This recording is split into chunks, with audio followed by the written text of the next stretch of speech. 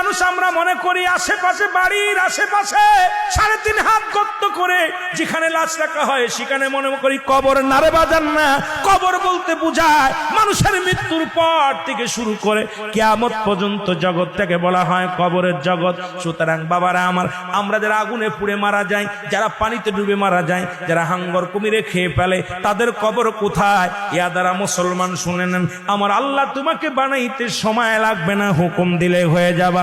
সুতরাং মৃত্যুর পর থেকে শুরু করে কিয়ামত পর্যন্ত জগৎটাকে বলা হয় কবর। এই কবরে যেদিন শোয়া দিবে, 1 নম্বরে আসবে একজন ফেরেশতা, তার নাম হলো নোমান ফেরেশতা। মুসলমান শুনে নেন, আমরা জানি কবরে শোয়ানো পর মুনকার নেকির আসবে। এই ভাইরা আমার, মুনকার নেকির আসার আগে নোমান ফেরেশতা আসবে, কবরে ঢুকে যাবে। সব মুসলমান ডাকতে বলবে, ভাই ওঠো, তোমার ভিতরে রূহটা দেয়া হলো। আজরাইল আলাইহিস সালাম রূহটা বাইর করেছে, আমার আল্লাহ তোমাকে জানটা দিয়েছিল, এটা কবজ করেছে।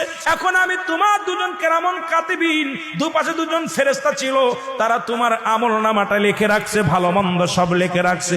এখন তোমার হিসাব হবে, 2টা কাগজ থাকবে নোমান ফেরেশতার হাতের মধ্যে, একটা হলো নেকির কাগজ, একটা হলো বদির কাগজ। এইবার হাতের মধ্যে দিবে, ভাইরে তুমি লেখো, এই তোমার আমলনামাটা লেখো। বলবে আমি লিখবো কেমনে, আমার কাছে তো কোনো কলম নাই। ডাকতে বলে, বান্দারে তোমার কলম হলো ডান হাতের শাহাদাত আঙ্গুল মোবারক। এই মুসলমান